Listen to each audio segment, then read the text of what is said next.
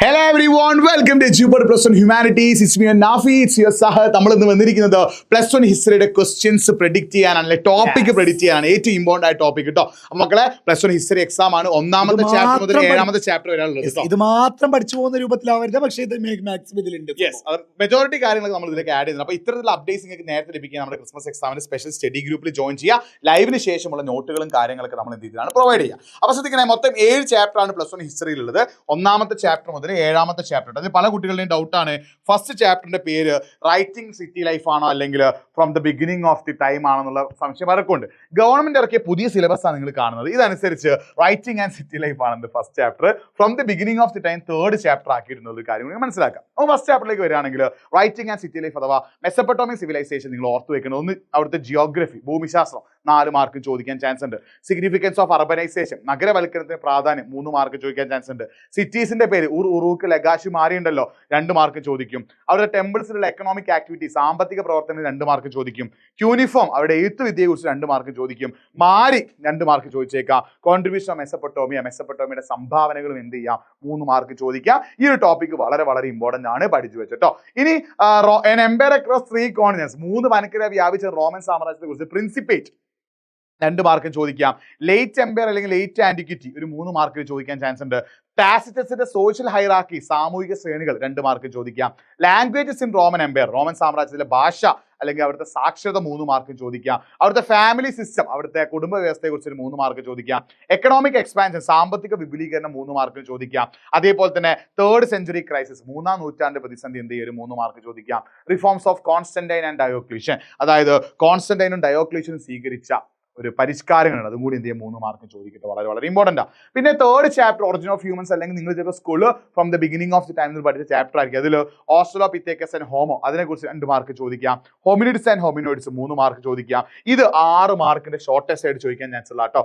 Early humans, ആദ്യകാല മനുഷ്യരുടെ food collection, ഭക്ഷണ രീതി, ടൂൾസ്, ഉപകരണങ്ങൾ, ലാംഗ്വേജസ്, ഭാഷ, ഷെൽട്ടേഴ്സ് ആൻഡ് ആർട്ട്. പിന്നെ regional community model and replacement model, പ്രാദേശിക തുടർച്ച മാതൃകയും പകരം വെക്കൽ മാതൃകയും.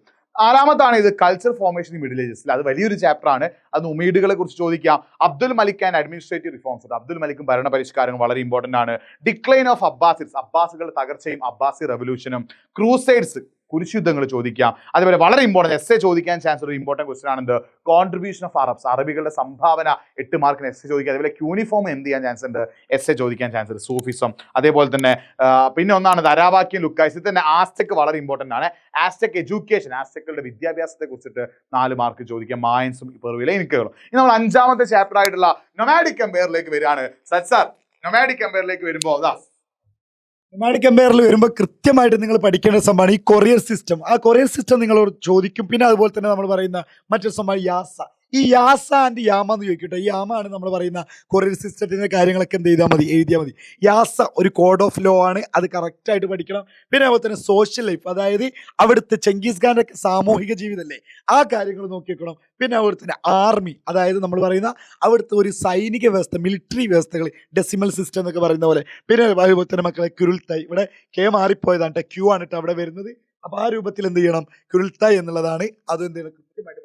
പിന്നെ ഹിസ്റ്ററിയിലെ 6ാമത്തെ ചാപ്റ്റർ നിങ്ങൾക്ക് എസ്സേ ചോദിക്കാൻ ചാൻസ് ഉള്ള ഒരു ചാപ്റ്റർ ആണ് എന്ത്, ഹിസ്റ്ററിയിലെ 6ാമത്തെ ചാപ്റ്റർ കേട്ടോ. ആ ചാപ്റ്ററിൽ നിന്ന് നിങ്ങൾ പഠിച്ചു വെക്കേണ്ട പ്രധാനപ്പെട്ട ഒരു കാര്യമാണ് എന്ത്, 3 ഓർഡേഴ്സ്, 3 ക്രമങ്ങൾ. അതിൽ first order, second order, third order, 1ാം ക്രമം, 2ാം ക്രമം, 3ാം ക്രമം. ഇത് 3ന്റെയും സവിശേഷത നിങ്ങൾ എന്ത് ചെയ്യണം, പഠിച്ചു വെക്കണം. വളരെ വളരെ ഇമ്പോർട്ടന്റ് ആണ്. പിന്നെ ഫ്യൂഡലിസം 2 മാർക്ക് ചോദിക്കാം. സോഷ്യോ എക്കണോമിക് റിലേഷൻ, അതായത് ഈ ഫ്യൂഡൽ ടൈമിലുള്ള സാമൂഹിക സാമ്പത്തിക ബന്ധങ്ങളെ കുറിച്ചിട്ട്. അതേപോലെ തന്നെ ക്രോപ്പ് റൊട്ടേഷൻ, അതേപോലെ കാർഷിക സാങ്കേതിക വിദ്യയുടെ മാറ്റം. 4th ഓർഡർ 4ാം ക്രമം, 14th സെഞ്ചുറി ക്രൈസിസ്, 14ാം നൂറ്റാണ്ട് പ്രതിസന്ധിയും എക്സാമിന് ചോദിച്ചേക്കാം. പിന്നെ 7ാമത്തെ ചാപ്റ്റർ, അവസാനത്തെ ചാപ്റ്റർ ഹ്യൂമനിസം അഥവാ മാനവികതയും. റിവൈവൽ ഓഫ് ഇറ്റാലിയൻ സിറ്റീസ്, അല്ലെ, ഇറ്റാലിയൻ നഗരങ്ങളുടെ പുനരുദ്ധാകരണം എന്ത് ചെയ്യാം, എക്സാമിന് ചോദിക്കാം. പിന്നെ യൂണിവേഴ്സിറ്റീസ് ആൻഡ് ഹ്യൂമനിസം, സർവകലാശാലയും മാനവികതയും ചോദിക്കാം.